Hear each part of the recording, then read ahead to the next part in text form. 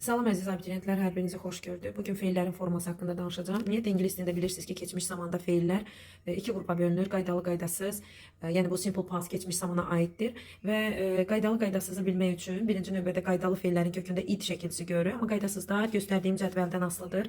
Yəni ümumiyyətlə feilin ingilis dilində qaydalı, qaydasız fərq etməz. Feilləri doğru düzgün zamanda işlətmək üçün bu 4 formanı biz bilməliyik. Birinci forma bildiyimiz V1 formadır. V1 ingilis dilində V0 da gedə bilər. Yəni feilin ilkin formasıdır. İlkin formanı adətən ingilislər yəni to ilə işlədir. Məsdər hissəcikdir. To magmək deməkdir. Məsələn, to let icazə vermək artıq orada to magməkdir. Bütün feillərin magmək olan hissəsi V0 və ya da V1 adlanır. Infinitiv forma feilimizin ilkin başlanğıc formasıdır. Və o forma həmişə indiki zamanda olur. İkinci formamız isə simple past V2'dir. Feilin ikinci forması. İkinci forma həmişə past simple, yəni keçmiş zamana aid olur. Biz feilləri D4 kimi tərcümə edirik. Məsələn, to let icazə vermək, let isə icazə verdi. Təbii ki, oraya şəxs əlavə etdikdə artıq cümlə qurmuş oluruq. Üçüncü forma ise V3 past participle'dır. Fe'li sifət deməli 2'dir. Eyni zamanda biz bununla üçüncü forma ilə bitmiş zamanlar. Məsələn, həfəz V3, həd V3 məhsulları yaradırıq, bitmiş zamanları yaradırıq və bu üçüncü formanı mış, ıb kimi tərcümə edirik. Həm fe'li sifət, həm bitmiş zaman. Dördüncü forma ise adətən cədvəldə verilmir. Çünki dördüncü forma yalnız bütün feillərə ing əlavə edirik. İlkin formanı götürüb, tunu atıb, ing-ni əlavə edirik. Məsələn, let icazə vermək və birdən V2'də keçmiş zamandır. Let icazə verdi. Məsələn, I let, you let, mən icazə verdim, sən icazə verdi, we let, biz icazə verdik.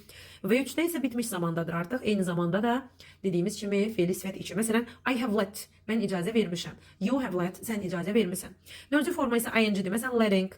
Bütün feillərin kökünə ing əlavə edirik. Eyni zamanda dördüncü forma ilə biz dameci zaman yaradırıq. Am, is-a, ing, yəni V4, was və ing.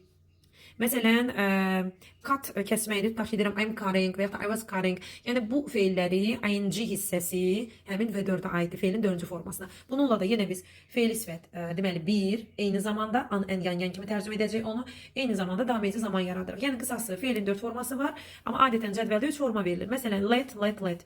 Had, shot, put şəklində, cut, read. Və bu feillər amor feil adlanır, çünki heç bir forma dəyişikliyi baş vermir. İndi isə keçirik digər cədvəlimizə. Məsələn, borc vermək, lend. Və birdədir, yəni infinitiv forma ilə əslində to lend olmalıdır, amma əvvəldə qeyd etdim. Hal-hazırda cədvəllərdə qaydasız formaların to-su hazır şəkildə, yəni belə deyim, verilmədən verilir. Onsuz da biz abituriyentlərə to-nu hər zaman quranda atmağa məsləhət görürük. Yəni onsuz da cümlədə işləmir. Ona görə də lend, borc vermək, keçmiş zamanda lent. Ümumiyyətlə, qaydasız feillərin də öz arasında belə bir qayda var ki, sonu d ilə bitənlər d-yə çevrilir. Yəni, lent olur üçüncü formada. Send keçmiş zaman d-lar t-yə çevrilir keçmişdə. Spend də keçirmək, pul xərcləmək. Spend d-dı t-yə çevriləcək digər formalarda. Build də həmçinin. Digər feilimiz lose, itirmək, keçmiş zamanda. Lost və 3-də də yenə lost olacaq. Get, got.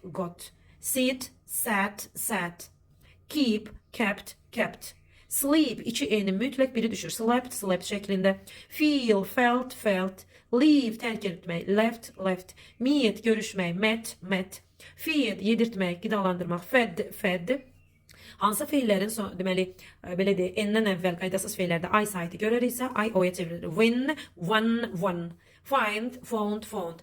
Əgər ümumiyyətlə qaydasız feillərdə sonu 2 l ilə bitənlərdə l-nın biri d-ya çevrilir. Eyni zamanda onlardan əvvəl mütləq sait olmalıdır. Sell, sold. Tell, told. Və yaxud da bring, brought. Buy, bought. Fight, fought. Think, thought. Catch, caught. Teach, taught. A-la y-la olanlarda mütləq y i-lə əvəzlənir. Yəni y a-la əvəzlənir. Say, said. Pay, pet. Stand, stood. Understand, understood.